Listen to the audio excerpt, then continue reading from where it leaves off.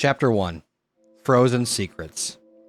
Dr. Sarah Chen's breath frosted in the frigid air as she peered through the electron microscope.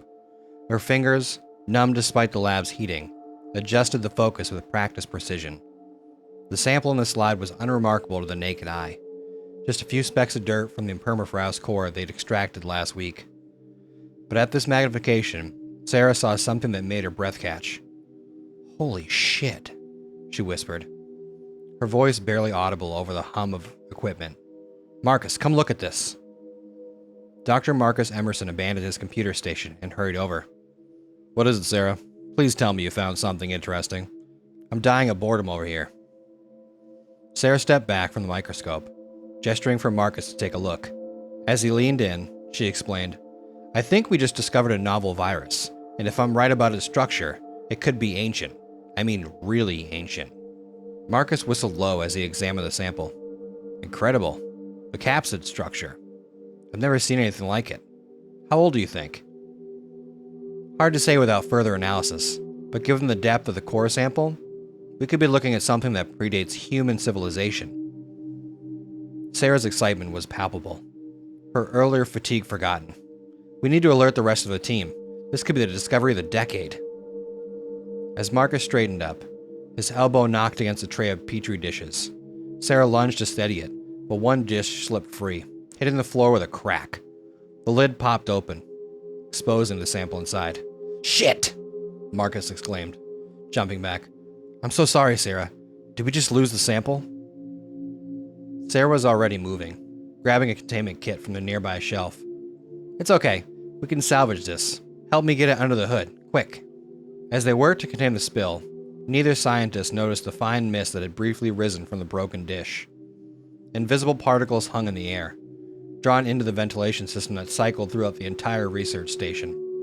Hours later, Sarah sat in the station's small cafeteria, nursing a cup of coffee that had long since gone cold.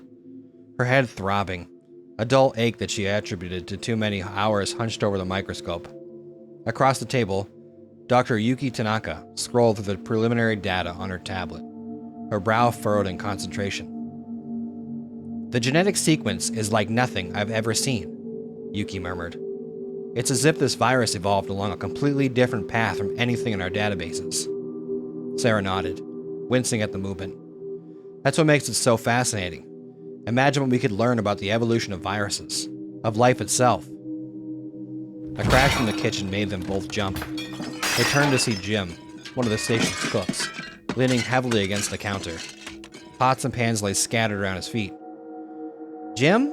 Sarah called out, concerned. "Are you all right?" The cook turned towards her voice, his movements jerky and uncoordinated. His skin had a grayish pallor, and when he opened his mouth, only a low, guttural moan emerged. Sarah stood slowly, every instinct screaming that something was terribly wrong. "Yuki," she said quietly, "I think we should go, now." As they backed towards the exit, Jim lurched forward, his eyes wild and unfocused, his teeth snapping together, biting at the air as if stumbling towards them with increasing speed. Sarah's mind raced. The virus, the containment breach, Jim's symptoms. A horrifying possibility began to take shape, and she and Yuki fled the cafeteria, the sound of Jim's inhuman snarls echoing behind them. Sarah realized their chance discovery might have just become a nightmare. The door slammed behind them, but Sarah knew it was only the beginning. Whatever was happening to Jim was almost certainly spreading throughout the station. They needed to alert the others, to contain this before it went any further. But as alarms began to blare and panicked shouts echoed down the corridors, Sarah feared they might already be too late. Chapter 2. Outbreak. The shrill wail of the station's alarm system pierced the air as Sarah and Yuki raced down the corridor. Red emergency lights casting eerie glow, transforming the familiar hallways into something alien and threatening. "We need to get to the secure lab," Sarah shouted over the noise. "It's our best chance to figure out what's happening and to contain this thing." Yuki nodded, her face pale with shock. "What about the others? We can't just leave them out here."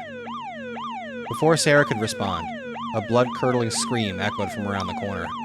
They skidded to a halt as Dr. Alexei Volkov came into view, running full tilt. Behind him, two figures pursued with speed that seemed impossible given their jerky, uncoordinated movements. "Inside, now!" Sarah yelled, yanking open the door to a supply closet. The three scientists piled in, slammed the door shut just as their pursuers reached it. The metal rattled as bodies slammed against it repeatedly. In the dim light of Yuki's phone, Sarah could see the terror on Alexi's face. "What's happening?" he gasped between ragged breaths. "Cooper and Chen, they just attacked me. Their eyes, they weren't human anymore." Sarah's mind raced. It's the virus. It must be. But the rate of transmission, the speed of onset, it's unprecedented. She turned to Yuki. "We need to get to the secure lab. It's the only place with this equipment to analyze this thing and maybe find a way to stop it." The pounding on the door intensified. "They're gonna break through," Yuki whispered, her voice trembling. Sarah scanned the small space, her gaze landing on a vent near the ceiling. "There," she pointed. "The ventilation system. It can get us to the lab without going back out there." Working quickly, they removed the vent cover. Alexei gave Sarah and Yuki a boost, then scrambled up after them just as the door began to splinter. The journey through the vents was claustrophobic and terrifying. Every distant scream or thud made them freeze, afraid the infected would somehow reach them. After what felt like hours, they finally reached the secure lab. As they dropped down into the room, Sarah immediately moved to seal the entrance. "We should be safe here for now," she said, though her voice lacked conviction. The security protocols are designed to withstand pretty much anything. Alexei slumped against a wall, his face ashen. "Safe? Look around you, Sarah. We're trapped in here, while God knows what is happening to everyone else out there." "He's right," Yuki added softly. "What are we going to do?" Sarah took a deep breath, forcing herself to think rationally. "First, we need to understand exactly what we're dealing with. Yuki, start analyzing the genetic sequence of the virus. Look for anything that might explain its method of transmission and how it's affecting human physiology." She turned to Alexei. "I need you to try to establish communication with the outside world. Use the emergency channels if you have to. We need to alert authorities about what's happening here." As her colleagues set to work, Sarah moved to a computer terminal. Her fingers flew across the keyboard as she assessed the station's security feeds. Most of the cameras were offline, but the few still functioning painted a grim picture. Infected personnel roamed the halls, their movements becoming more coordinated with each passing minute. In one feed, she watched in horror as a group of them worked together to break down a barricaded door. A beeping from her station drew her attention. It was an incoming transmission from the Alaskan mainland. Sarah's relief at the prospect of rescue quickly turned to dread as she read the message. "Oh no," she breathed. Yuki looked up from her work. "What is it?" Sarah's voice was hollow as she replied. "It's from the military command. They've designated us a level 5 biohazard threat. Their solution is to eliminate the threat entirely." "What does that mean?" Alexei asked, though his tone suggested he already knew the answer. Sarah met their eyes, her expression grimmed. "It means they're going to bomb the entire station. We have less than 24 hours before this place becomes a crater." The weight of her words hung in the air, accompanied by the distant sounds of the infected trying to break into their sanctuary. They were trapped between the nightmare outside and the ticking clock of their own annihilation. Sarah realized that their next decisions would determine not just their own fate, but potentially that of all humanity. "We need a plan," she said, her voice steadying with resolve, "and we need it fast." Chapter 3. Race Against Time. The secure lab hummed with nervous energy as Sarah, Yuki, and Alexei worked feverishly. Hours had passed since they'd received the bombing ultimatum, each minute bringing them closer to annihilation. Sarah hunched over a microscope, studying tissue samples they'd managed to collect before barricading themselves in. Her eyes burned from their fatigue, but she couldn't afford to rest, not when every second counted. "I think I've found something," Yuki called out, her voice cutting through the tense silence.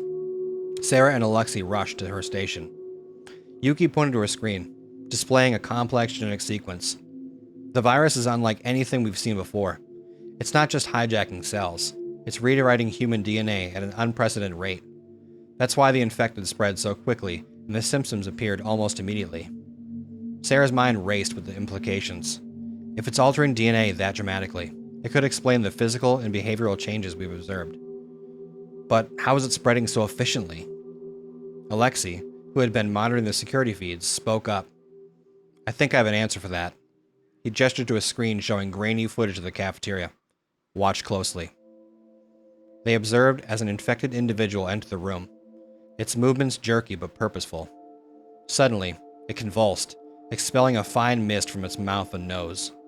Moments later, 2 uninfected people who had been hiding under a table began to show symptoms. It's airborne, Sarah whispered, horror dawning on her face.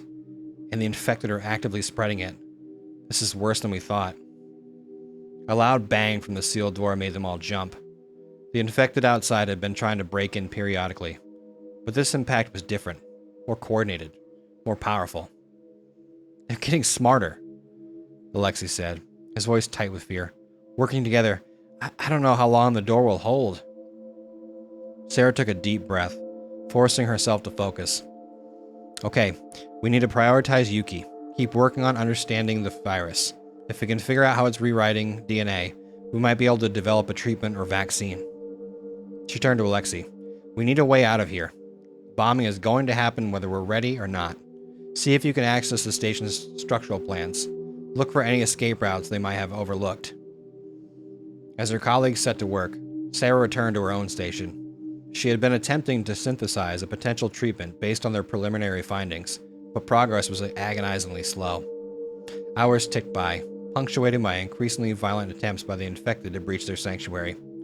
Sarah's hands shook from exhaustion and too much caffeine as she handled another sample. Suddenly, Yuki let out a triumphant shout. I've got it! The virus isn't just rewriting DNA. It's activating dormant genes. Prehistoric genes that humans evolved past millions of years ago. Sarah's eyes widened as she processed this information. So it's not turning people into monsters. It's reverting them to a more primitive state of human evolution. That's incredible and terrifying. It gets worse, Yuki continued grimly. The virus is still evolving. Each new infection allows it to refine its process. If it spreads beyond the station, it could send humanity back to the Stone Age, Alexei finished, his face pale. Before they could discuss further, a deafening crash shook the lab.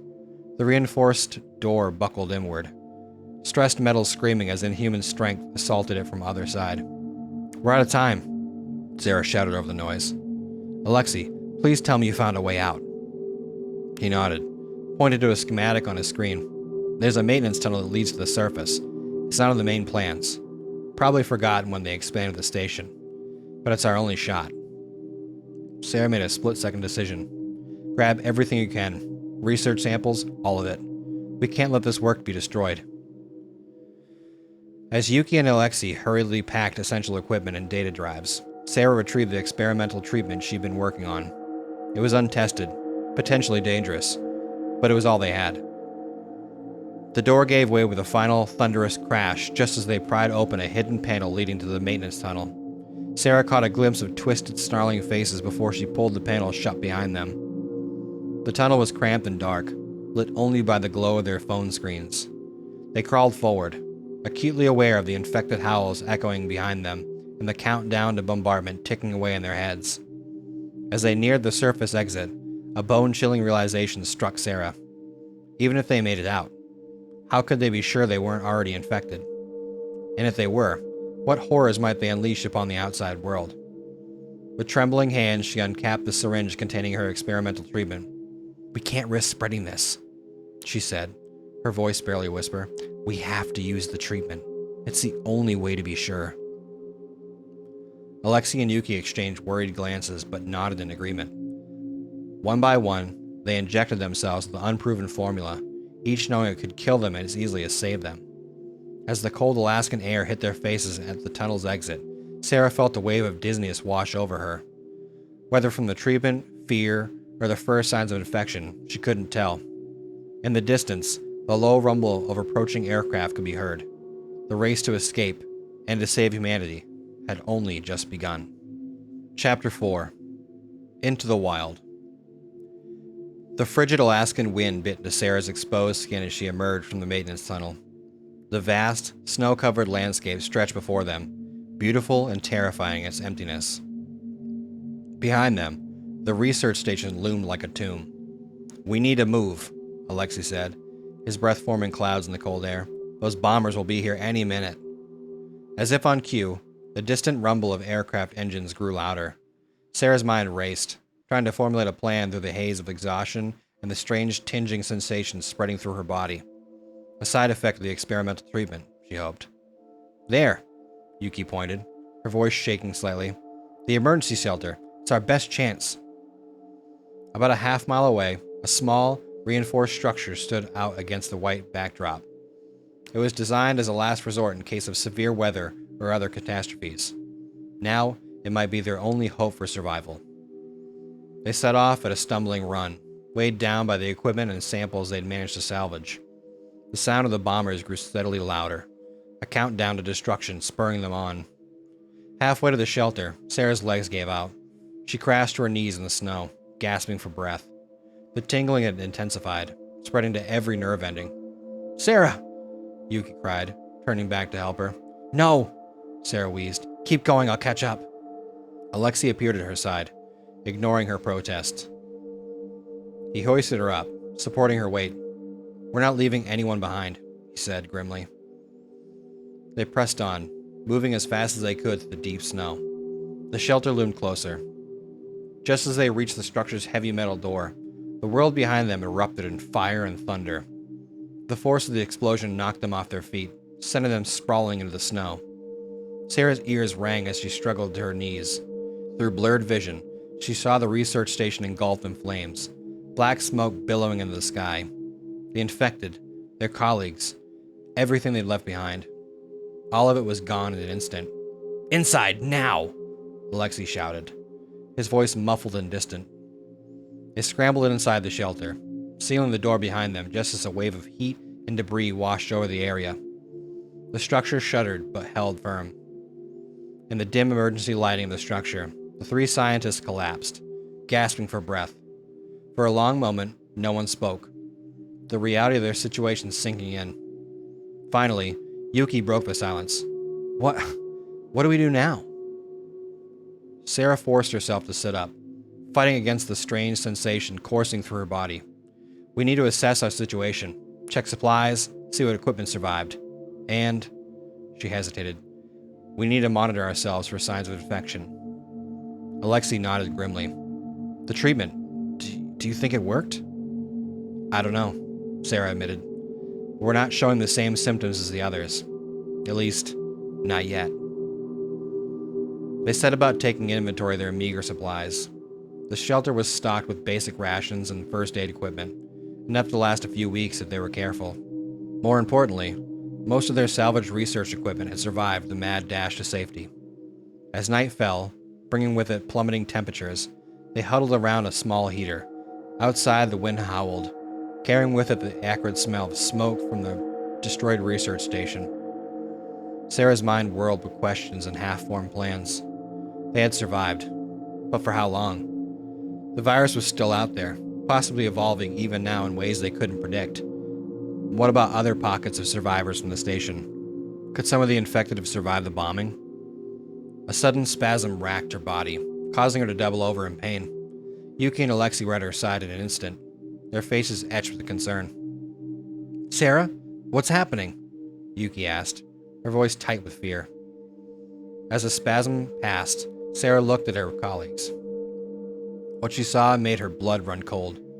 In the dim light, their eyes seemed to glow with an otherworldly luminescence. "Your eyes," she whispered. "They're changing." Alexei grabbed a small mirror from the first aid kit. What they saw reflected back at them was both fascinating and terrifying. Their eyes had indeed changed, developing a faint, bioluminescent quality. But more than that, their pupils had elongated slightly, reminiscent of a predator's gaze. "The treatment," Alexei breathed. "It's not stopping the virus, it's adapting it." Sarah's scientific mind kicked into overdrive, pushing past the fear. "We're not regressing like the others, we're evolving. The treatment must have altered the virus's effects somehow." Yuki's hand shook as she reached for her tablet, calling up their research data. "If we're changing, but still rational, still ourselves, we might be the key to understanding this thing, stopping it." A new determination settled over the group. They were no longer just survivors. They were the last line of defense against a threat that could end humanity as they knew it. As the long Arctic night deepened around their shelter, Sarah, Yuki, and Alexei bent over their equipment, racing to unravel the mystery of their own transformation. Outside, in the frozen wasteland, something moved in the darkness. A shadow that shouldn't exist. A remnant of the nightmare they thought they'd left behind. Their ordeal, it seemed, was far from over. And that's where we're going to end it for tonight on Chapter 4.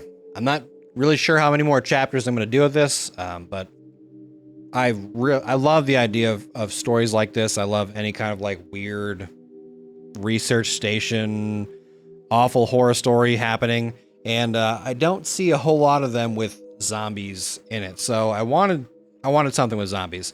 The closest thing I could think of that kind of reminded me of this was like The Thing, but if you can't tell, it's going to get interesting. So I hope you enjoyed the story. I'm glad you stuck around this long. And remember, always face your fears.